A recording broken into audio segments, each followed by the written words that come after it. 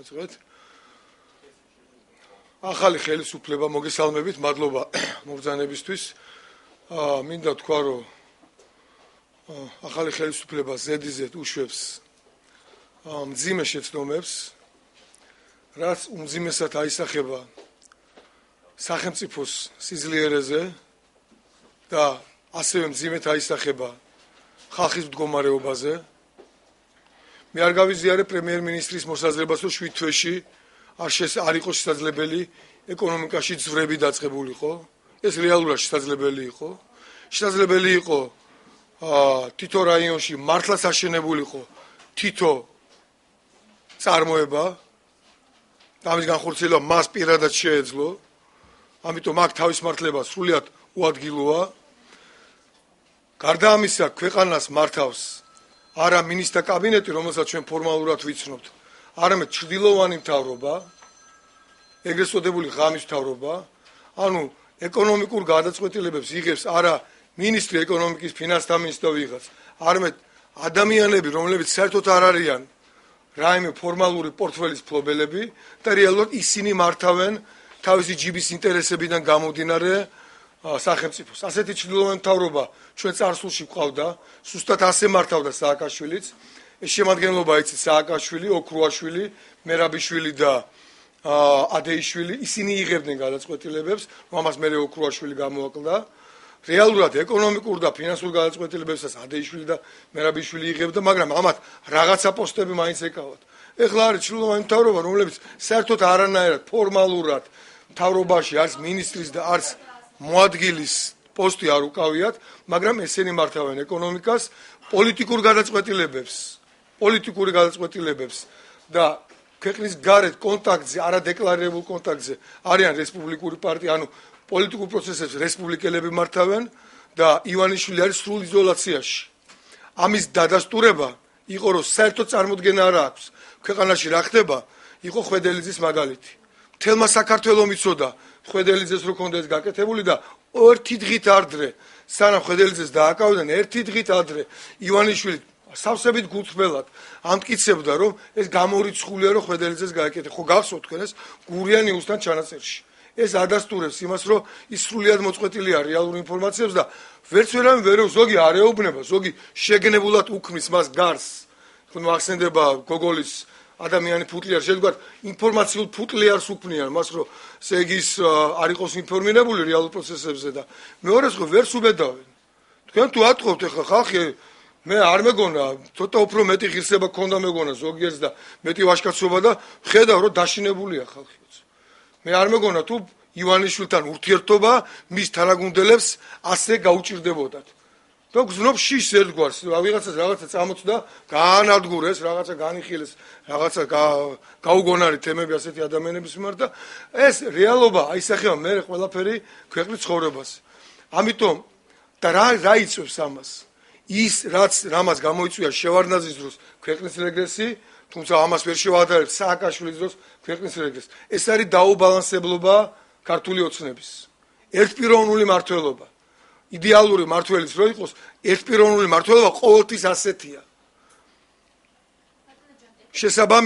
შესაბამისად აუცილებელია შეიქმნას დამაბალანსებელი ალტერნატიული ძალა, რომელსაც ექნება ძალიან დიდი მხარდაჭერა ქართულ საზოგადოებაში, რომელიც იქნება მაკონტროლებელი პრემიერ-მინისტრის და ახალი მთავრობის სწრაფის უკონტროლო ძალაუფლებისკენ.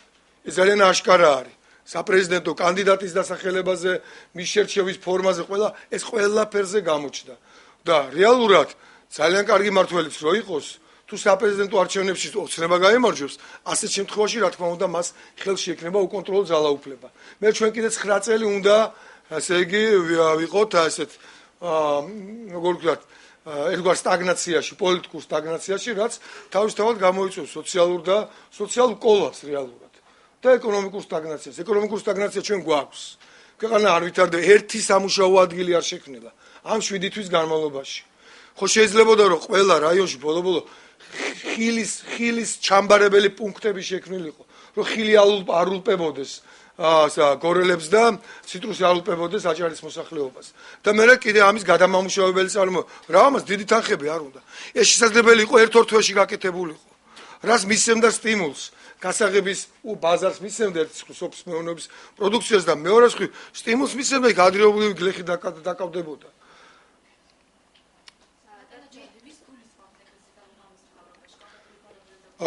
მე სახელი და გვარი სიმართლე გითხრა ზუსტად ვიცი ვინც იღებს ამ ეკონომიკურ გადაწყვეტილებას და ბევრი სხვა მაცისის. ხა რო ვთქვა, გადავიდი ამ სახელებზე და გვარებზე, იმ წუთას მე მეტყვი თვისებული ახლა მე პროკურატურა კი არ ვარ. ამის შესახებ ახლა ივანიშვილმა ცოტა შორის ცოტა უნდა დაიწყოს ხალხის ხმის მოსმენა.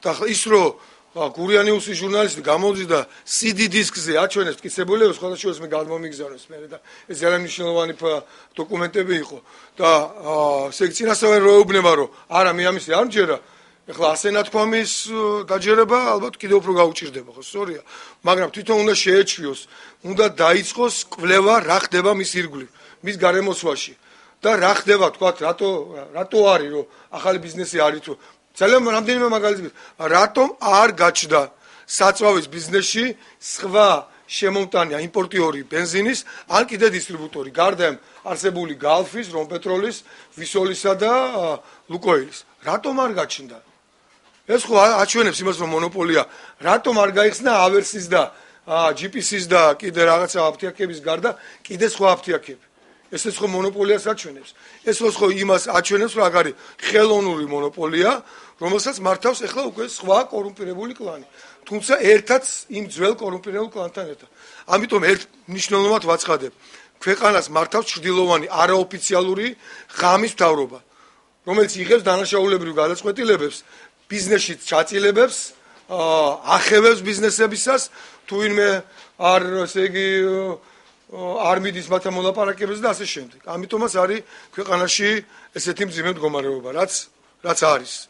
კონკრეტული ფაქტები შეგიძლიათ მოიყვანოთ საუბრობთ ბიზნესის სახელებზე მთავრობის წარმომადგენლების მხრიდან და ასე შემდეგ. აგვისახელეთ საკმარისი ფაქტი არის ორი ბიზნესის მონოპოლიის არსებობა. ბენზინის და ფარმაცევტიული ბიზნესის. ორთავი არის ძალიან მაღალ რენტაბელური. რა შეუძლია მაღალ რენტაბელური? ძალიან მაღალი არის მოგება ყოველთვის ბენზინში და ფარმაცევტიაში. არც ერთ ბიზნესში ერთი სუბიექტის კი ახალი არ გაჩენილა. არც იმპორტში, არც ადგილობრივ წარმოებაში, არც ესე იგი დისტრიბუციაში. რატომ? იმიტომ რომ კორუმპირებული კლანი, აი ეს ჩრდილოვანი მთავრობა. ამაში მინისტრები არ მონაწილეობენ. მინისტრთა კაბინეტის წევრებზე ვერცებზე ვერ ვიტყვი, პირველ პირებზე, რომ ამაში მონაწილეობდნენ. თუმცა ამ ჩრდილოვან კაბინეტს თავის საცეცები აქვს, მათ შორის ძალოვან სტრუქტურებში, მათ შორის სხვადასხვა, ასე იგი, ეკონომიკურ უწყებებში და პროცესები მიმდინარეობს პირველი პირების შემოვლითი გზით. მაგალითად, შინაგან საქმეთა სამინისტროში გადაწყვეტილებები იღებოდა ღარიბაშვილის მიღმა ღარიბაშვილი ხვალდაზე იღებდა პოსტფაქტუმ იღებდა მე მიღებულ გადაწყვეტილებას. ამიტომ ეს ერთის მხრივ ახდენდა იყო მცდელობა მისი მარგინალიზაციის, ანუ ასე იგი გარიყვის ერთგვარი შინაგან საქმეთა სამინისტროს მიერ მიღებული კონტროლისაგან და მეორე მხრივ გადაწყვეტილებები მუშაობდა.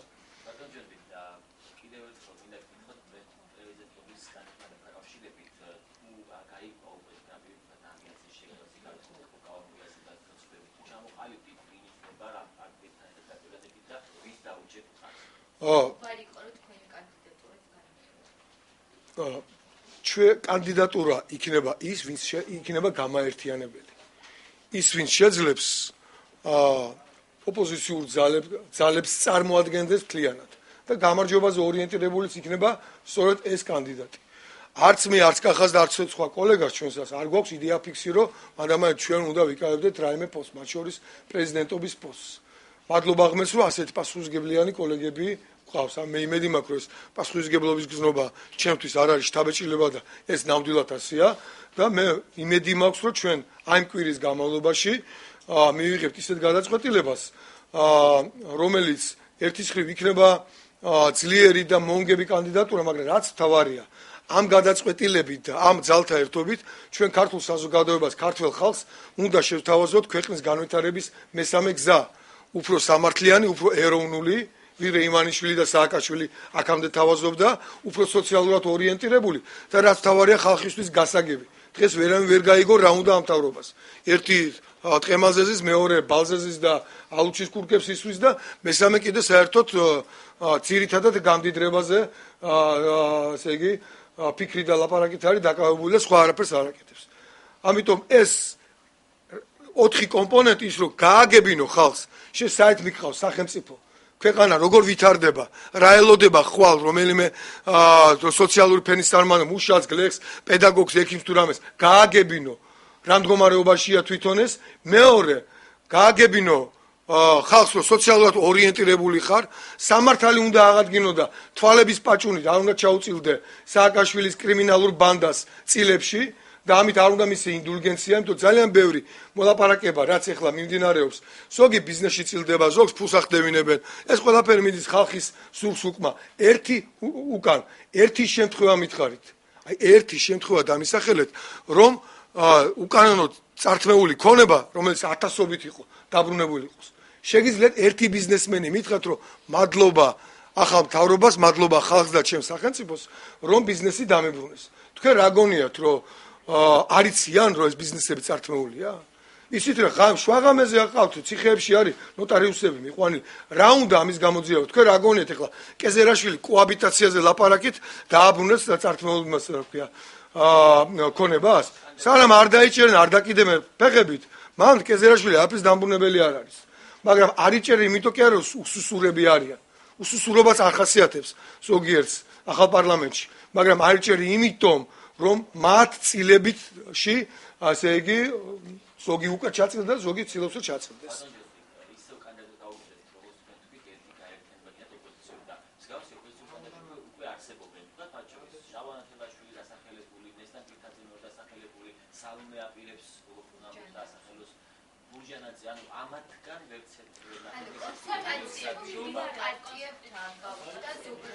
ის რაც მე შემიძლია გითხრათ, ძალიან დაახლოებული სადაც არის პოზიციები, ეს არის ქართული დასი და თავისუფალი საქართველოს შეხედულება.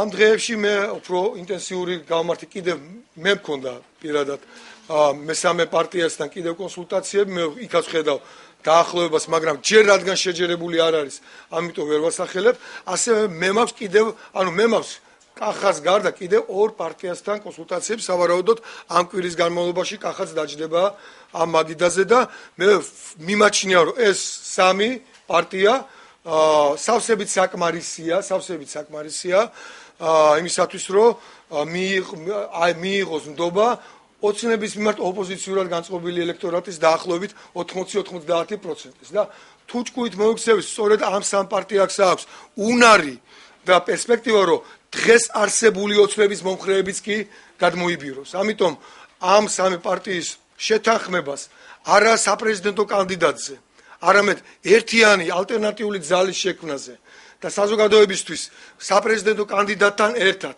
ქვეყნის განვითარების მესამე გზის შეთავაზებას აქვს გადამწყვეტი მნიშვნელობა. ამიტომ მე გაურბივარ, ეს არ არის მე არ მივიღებ მონაწილეობას ერთი ცალკე პრეზიდენტის კანდიდატის მხარის დაჭერაში და 500,000 ხმის მოპოვებაში. თუნდაც მე ვიყო ეს კანდიდატი. მე მივიღებ მონაწილეობას ქვეყანაში ალტერნატიული ძალის ჩამოყალიბებაში. ამას ხან მესამეს ეძახიან და მე გარწმუნებთ რომ ეს პირველი ძალა იქნება, რომელიც იქნება მაკონტროლებელი, რომელიც არ დაუშვებს, რომ ოცნება ხელში აიღოს უკონტროლო ძალაუფლება, რაც დაანგრევს ჩვენ სახელმწიფოს.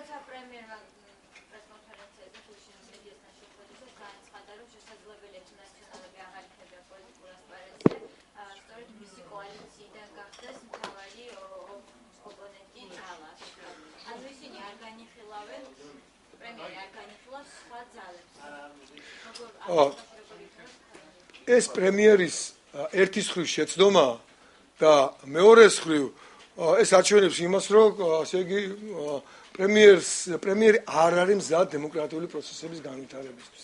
ერთგვარი პოლიტიკურ სიფრთხილეს რეალურ ოპონენტებთან და ისე დავარქვევ ამ სახეს ეს სახლობანას თამაშს გავს. ეხლა ეს რას ნიშნავს, რომ ოპოზიცია რეალურად ვინც არსებობს იმას არ ვხედავ, არ ვამჩნევ, იმიტომ რომ საშიშია შეიძლება სიმართლე მითხრან და ეხლა ჩვენ გავიყოფით ერთი ოპოზიციონერი იქნება და მეორე ოპოზიციონერი დემოკრატია მანას ითამაშებენ. ასე სააკაშვილი აკეთებდა და რა შედეგები დადგა. როცა თვითონ პრემიერ-მინისტრი სავსებით სამართლიანად ამხელდა პარლამენტში ცნობილ ფსევდოოპოზიციას, რომლებსაც რეალურად ღალატშიდებდა ბრალს და მე ამაში ვეთანხმებოდი. ახლა თვითონ უნდა ასეთ სათამაშო თოჯინები შექმნას? და მე კი ბატონო შეეცადოს მე ასე იგი არ ვიქნები ამაზე, არ მექნება მაინდა-მაინც ესეთი რეაქცია, იმიტომ რომ მე ძალიან კარგად ვიცი